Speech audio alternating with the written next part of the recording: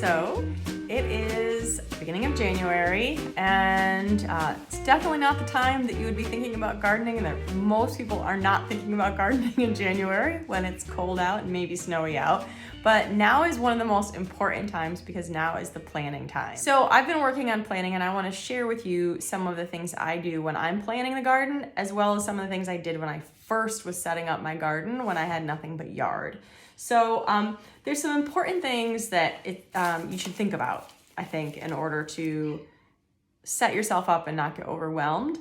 And the most important thing is just, what do you want? I would break it down into 4 things. Like, are you looking for a garden for just like summer snacking? You want to be able to walk out into the garden and grab some, tomatoes off the vine. This is Garfield. Grab some tomatoes, grab a couple strawberries, that kind of a thing. Are you looking for more of a just summer garden where you're gonna have things like tomatoes and zucchinis and the typical summer vegetables? Do you want more cucumbers, things like that? Do you want more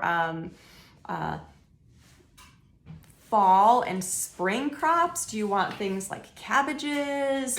Do you want more greens? Do you want more kale? Do you want more root vegetables like carrots or radishes or beets, things like that? Or do you want to grow so much that you have not only some summer snacking and some of those great summertime vegetables, and possibly even some of those cool weather crops that come in the spring and the fall, but do you also want to be growing enough that you are putting some food away for storage for the winter months? So I think when you can stop and ask yourself, well, what do I really want?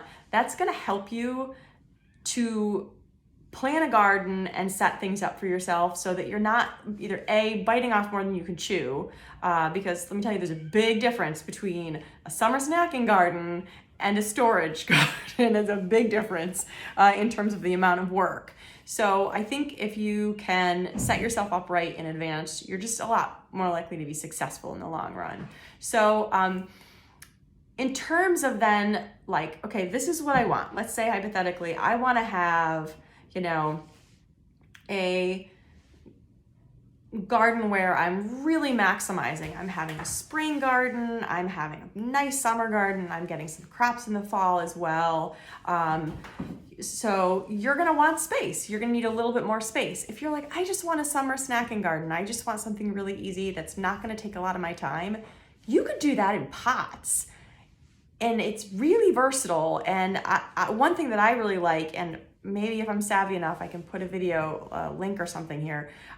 They're called grow bags, and you can buy them all different sizes. They're black, usually they have handles, and I think they're like a felt material. So easy to use. And the fact that there's handles, you can move them around easier. They're cheap, and you can grow a ton of stuff in there. And there's lots and lots of stuff that you can grow in pots.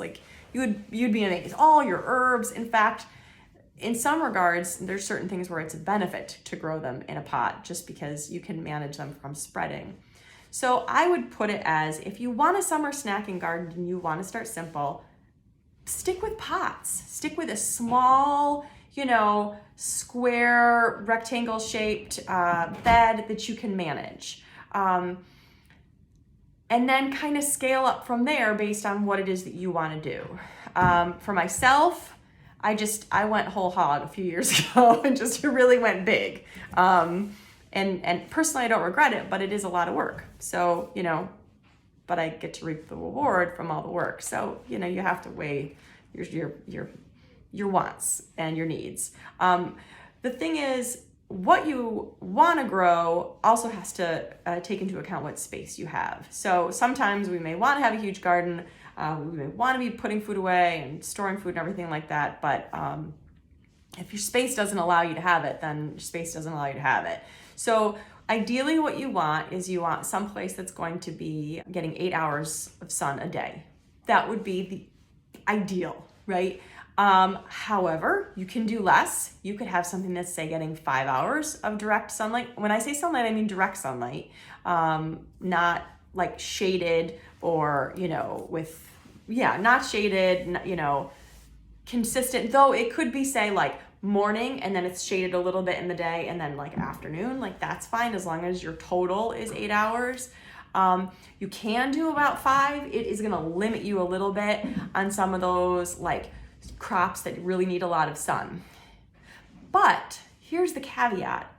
I wouldn't personally say you need your whole garden to have 8 hours of sun. In fact, I have areas in my garden where it's a little bit more under some trees, and the first year I didn't like that until I realized it could benefit me. And I actually put things like more my cold season vegetables, like if I'm trying to do my cabbages and my broccoli, my lettuces, things like that have a tendency to bolt in the hot summer, I will put those in those areas because in the heat of the summer, they're getting a little bit more shade. They're getting some dappled sunlight throughout, and they're just a little bit less likely to bolt. So you can really make things work to your advantage. And a lot of times, like, I can't really tell you yes or no because a lot of it comes right down to kind of understanding what you're growing in. And like, I can honestly tell you, like, when I decided to start putting the garden, I didn't even know how much sunlight I had in that area of the yard. I didn't have a clue. And, they say you can do things like put a piece of paper or a bag out or something like light and go out at like 9 in the morning and then go out at like noon and then go out at 4 and like check and see how much light you have in each area, which is good, but in a way, like to do it this time of year isn't really realistic because the sun is lower in the sky and the days are shorter and the leaves aren't on the trees, so it's kind of hard. So honestly, I think, go with the place that has the most light and then understand that you may need to tweak things and you're going to learn as time goes on too. So you also want to keep in mind like things that cast shadows. So the kind of rule of thumb is you want your garden to be south facing. So think about kind of where it's facing. Anything tall you technically want to have on the north side. So like if my garden kind of it runs this way, and so north or south is here and north is here, and so if I'm gonna take and plant anything, I want to kind of generally put the taller things on the north side. That way, if the taller things were on the south side, they would be like casting a shadow this way, and I want to try to avoid that. Even right down to like, what am I going to plant in each individual bed? If I'm going to be planting something that's going to be a little taller and something that's a little shorter, I put that taller thing on the north end of the bed as compared to the south end of the bed. So these are little tweaky things that you can kind of figure out. I'm just trying to give you a broad overreach. You also need to think about like, what kind of soil do you have? Now, you can do in-ground garden. So you would need to either rototill up the grass, get someone to come out and rototill it, or you could do raised beds. So what I did, I'll see if I can put some videos in here or some pictures or something of what I did, is on my soil, it stinks. I have the sandiest, cruddiest soil in our yard. So basically what I did is made of what's called a no-dig garden. And I can link, again, if I'm savvy enough to do it, some videos. There's tons of videos about how to do a no-dig garden. Charles Dowd is like the master of no-dig gardening. He's got a lot of great videos. You basically lay down cardboard, smack on the grass, and throw compost on top. And that's really what I did. I basically took a trailer and I went up to a local landscaping supply place up the street, and I got a yard as much compost as I could get in that trailer without popping the wheels. I brought it back and I basically wheelbarrowed it and I dumped it onto the cardboard that I had kind of sectioned out in little areas on the grass. I didn't have wood for the sides. And I literally kind of just made a mound, that was roughly 4 feet wide, roughly 15 feet long. It wasn't pretty, but it worked really well.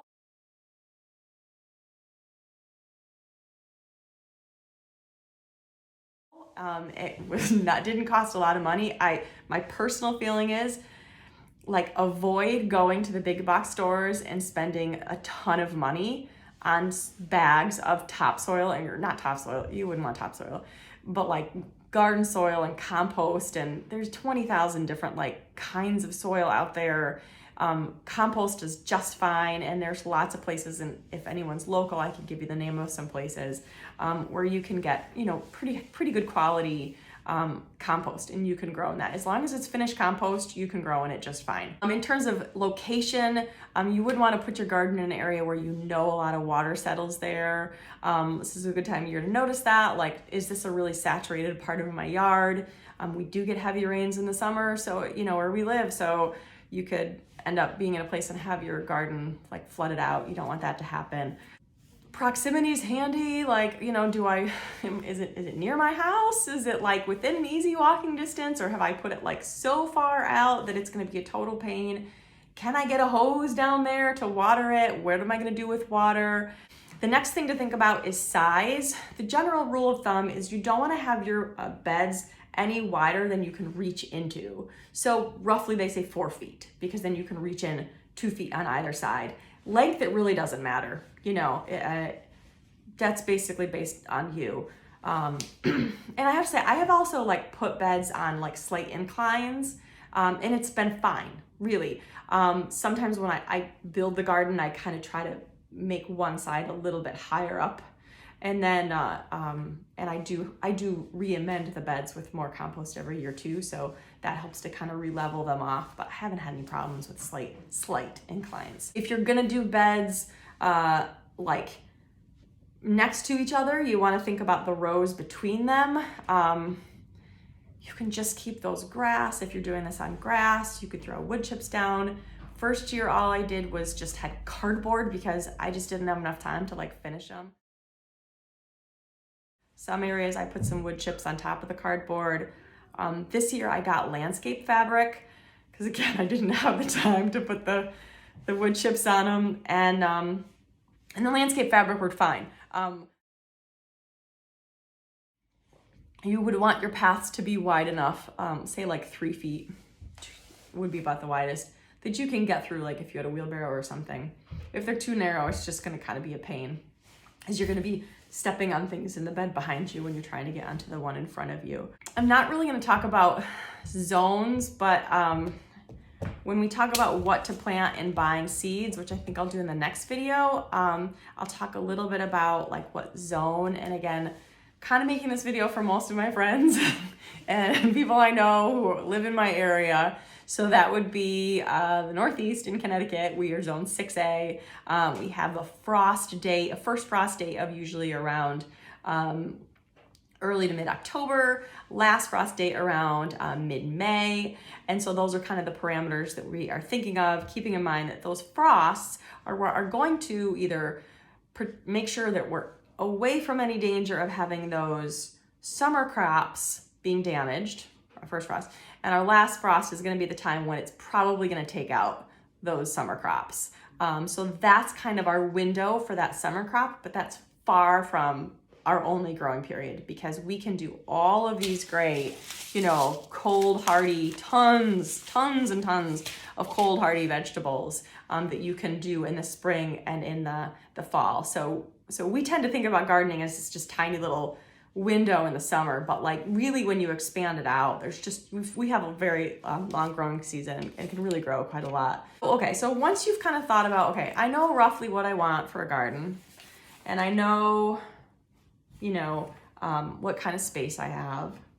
I know what I want to do. I'm going to get someone to come rototill it, or I'm going to rototill it, or I'm going to have someone, you know, I'm going to make some no-dig garden beds, or I'm going to just do it in pots or whatever. Once you have decided, then you want to start sketching it out, because that's going to give you a sense of like how much you can plant in your area. I use a online planning website. It's called GrowVeg, growveg.com. And I find it super helpful. I'm gonna try my best to turn the camera around so you can see this. Basically, you can see that, you can plot out your whole space, and then you can just like plunk in what you want. I hope this is showing up.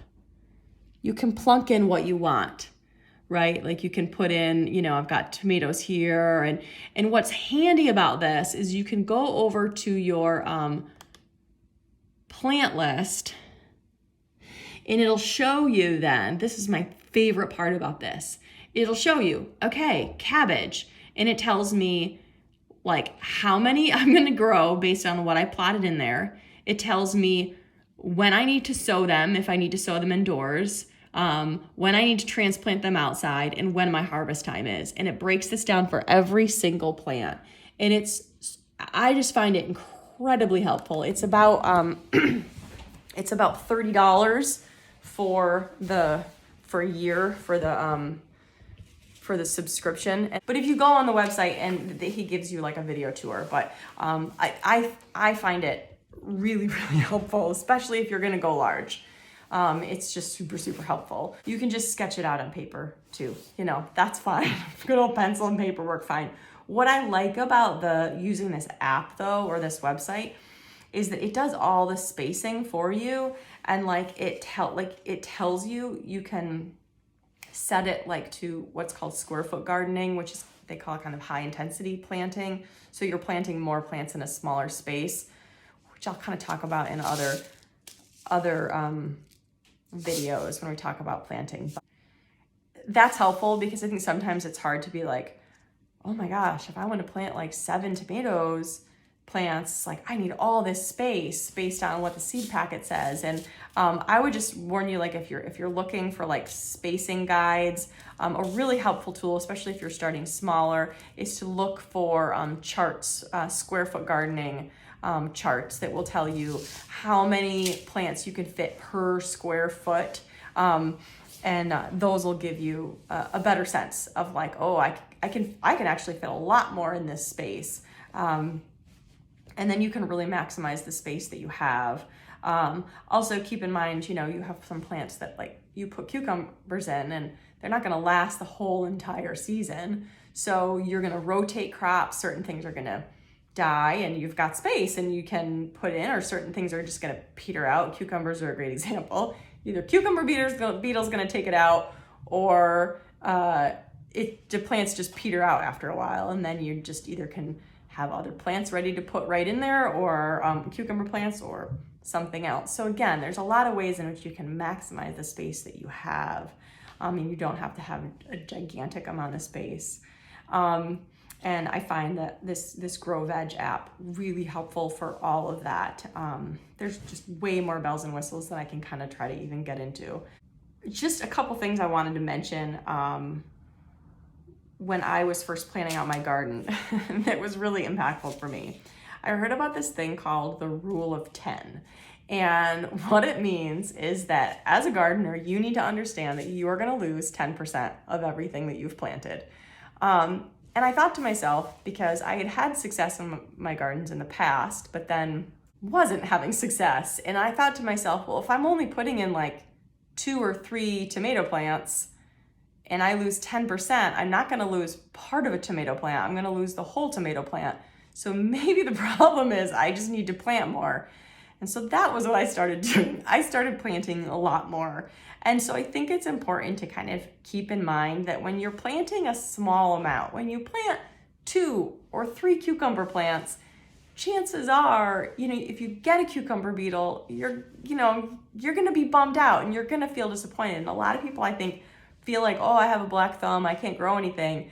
And that's not really it. It's either just maybe you just didn't have the, setup well. Maybe you didn't have enough sunlight, or, or maybe you just didn't plant enough, and just, stuff happens, and, it's pests, you get vine borer and squash bugs, and, all sorts of things can happen. And if you only have a few, then it's more likely that those few will get taken out by a pest or a disease. Whereas if you have a little bit more, you've got a little bit of room for those errors to happen, and just the kind of things that happen in a garden. So I just kind of want to mention that, because I feel like for me, that was kind of the piece that made me feel more successful, is because when I don't get so upset when I lose things. I'm like, this, didn't work out so well, but this crop was great and I have tons of this. So, it's, I don't know, otherwise it could just get really discouraging. Gosh, this was a lot of information and a really long video, but I hope it was helpful for some of you. I'm gonna talk about ordering seeds in my next video, but I wanna give you a chance to kind of just think about these things so that you kind of can know in your mind what it is that you want to, what it is that you want out of a garden in 2023. And then you can come to the part where we're ordering seeds a little bit more informed, and not just going like hog wild buying a pile of seeds that you'll never use, or you'll grow things that are not right for you or not what you really want. So I hope that was helpful. I look forward to growing in 2023 together. Bye.